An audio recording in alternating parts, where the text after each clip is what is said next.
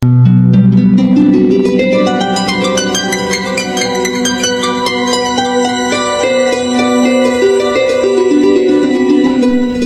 tengah kehidupan masyarakat yang terus berkembang, masih terdapat tradisi-tradisi lokal yang dijaga dengan penuh kesadaran dan rasa hormat. Salah satu tradisi tersebut adalah tradisi ngambeng, sebuah tradisi yang hidup dan terus diwariskan oleh masyarakat di wilayah Cikarang Barat, Bekasi.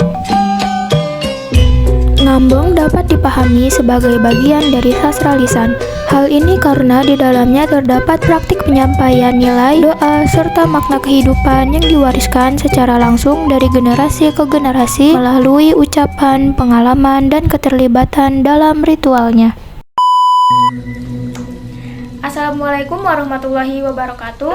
Perkenalkan, saya Lia Rahmayunizar dari Prodi Pendidikan Bahasa dan Sastra Indonesia, Fakultas Keguruan dan Ilmu Pendidikan Universitas Singa Perbangsa Karawang. Nah, pada video hari ini saya akan menganalisis salah satu tradisi yang ada di Cikarang Barat, yaitu tradisi ngambeng. Di sini saya sudah bersama dengan salah satu narasumber yang akan kita wawancarai terkait dengan tradisi ini.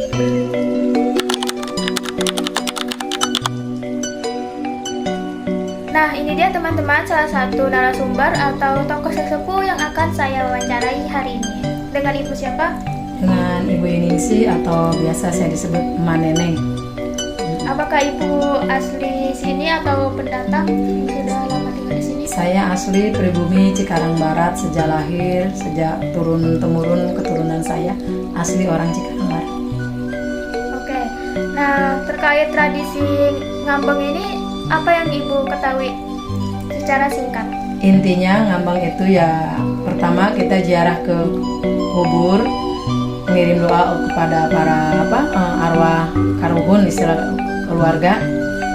Setelah berziarah ke doa, makan bersama di area pemakaman. Nah, menurut Ibu, bagaimana awal mula terbentuknya tradisi ngambeng di daerah sini? Tradisi ini sudah turun-temurun sejak orang tua saya masih pada kecil, jadi sudah dilestarikan puluhan tahun yang lalu. Ya intinya mah berziarah ke makam para keluarga, ngirim doa ke para arwah para leluhur keluarga, terus dilanjut makan bersama sambil berdoa di area pemakaman. Intinya begitu.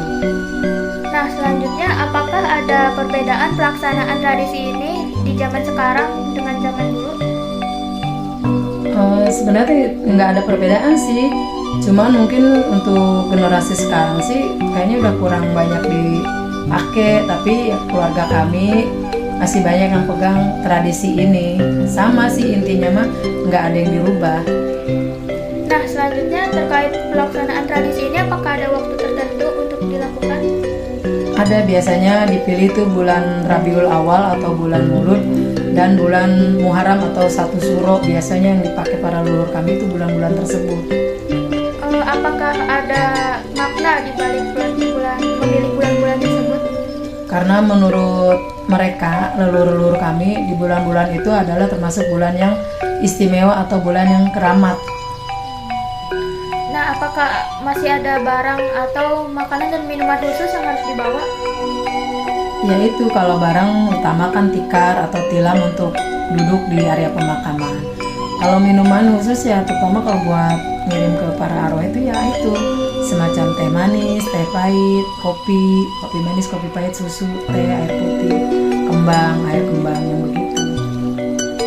Selanjutnya, apakah ada makna khusus di balik makanan atau minuman yang dibawa seperti tadi kayak nasi kuning atau kopi hitam? Kalau untuk makna khusus sih sepertinya setahu saya yang udah generasi kesininya kayaknya nggak ada. Cuman ya itu memang udah tradisi turun-temurun harus ada gitu. Nah, untuk melaksanakan ritual ini tahapannya apa saja, mulai dari rumah sampai selesai di pemakaman nanti? Biasa sih kita dari rumah tuh menyiapkan apa-apa saja yang udah dibutuhkan buat di pemakaman, ya semacam tadi kayak nasi kuning, nasi uduk, intinya makanan lah, minuman dibawa dari rumah, segala perlengkapan tikar itu ini. Ya setelah sampai di pemakaman ya yang pertama dilaksanain ya itu kita kirim doa ke para arwah keluarga kita, tabur bunga. Nah, setelah beres ziarah makam, barulah tuh sedekah di area pemakaman. Udah ditata itu semacam kayak makanan, minuman di atas tikar itu. Kita ngeriung lah di situ. Beberapa orang-orang sekitar pemakam situ kita panggil. Nah, ngelaksanain doa. Ada yang mimpin lah, salah satu dari keluarga apa kita manggil ustadz setempat gitu. Setelah beres doa ya baru kita makan bersama, semacam kayak makan prasmanan lah intinya gitu. Apakah ada tokoh adat atau pemuda setempat yang biasanya dipercaya untuk tradisi ini?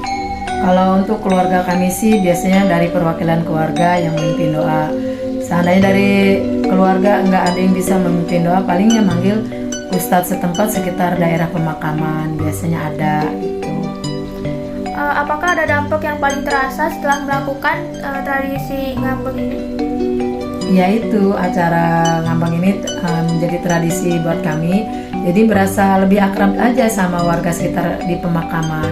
Yang tadinya kita cuma kenal muka, karena kita sering melaksanain acara ngambang ini ya minimal setahun berapa kali lah di bulan-bulan tertentu, bulan Islam itu kan. Jadi kenal akrab, ya lebih erat aja kekeluargaan gitu. Nah, untuk tradisi ini sendiri bagaimana bisa untuk mempererat hubungan antar warga atau keluarga yang merantau di sini? Ya terasa ininya kekeluargaannya. Kita kan nggak mungkin mau sedekah di makam bawa orang-orang tetangga kita ke pemakam. Jadi intinya warga setempat yang sekitar makam terdekat yang kita panggil. Jadi kita tadinya nggak begitu kenal, sering kita ngelaksanain acara ngambeng di makam, jadi pada kenal. Jadi intinya ada toleransi kekeluargaan lah gitu intinya. Menurut Ibu sendiri, seberapa penting tradisi ini tetap dipertahankan di tengah era modernisasi saat ini? Menurut tradisi keluarga kami sih ya penting dilestarikan. Ya intinya kita di samping selalu mendoakan arwah para keluarga kita, jadi akrab kekeluargaan dengan warga sekitar pemakaman. Cuma ya mungkin untuk zaman sekarang ini udah banyak yang jarang pakai gitu. Cuman ada beberapa keluarga yang masih pegang tradisi ini sampai saat ini. Kalau soal tantangan, apakah ada tantangan tersendiri untuk Ibu dalam mengajak generasi muda tetap mempertahankan tradisi ngambeng ini? Iya, banyak tantangannya zaman sekarang ini. Soalnya anak-anak zaman sekarang kan pemikirannya udah semakin cerdas ya, jadi mereka yang dipikir masuk akal aja. Ya mungkin ada sebagian yang masih mau ikut gitu ya. Cuman ya kita mengajaknya ya bukannya untuk musyrik, intinya mah mengirim doa kepada para arwah keluarga kita dengan acara makan-makan di area situ untuk mengakrabkan situasi aja gitu intinya.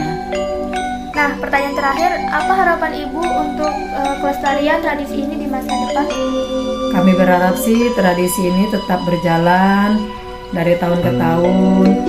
Walaupun sekarang kan udah zaman modernisasi nih, tapi ini tradisinya kan suatu kebudayaan juga, di samping kita semacam spiritual gitulah, mau ngirim doa kepada keluarga kita yang udah meninggal dunia. Itu intinya sih, berharap masih tetap dilestarikan.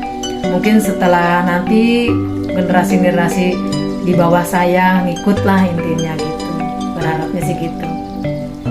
Nah, itu dia teman-teman bincang-bincang kita kali ini bersama dengan narasumber tadi terkait dengan tradisi ngambeng yang ada di Cikarang Barat.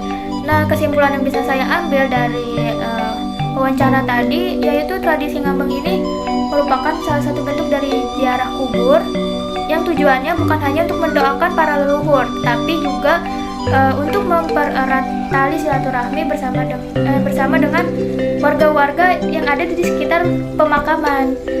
Makanya dalam tradisi ini kita diwajibkan untuk membawa makanan atau minuman khusus seperti yang tadi yang sudah dijelaskan untuk kita makan bersama setelah acara doa-doa di sana selesai. Begitu teman-teman, sekian yang bisa saya sampaikan. Kurang lebihnya mohon maaf. Wassalamualaikum warahmatullahi wabarakatuh.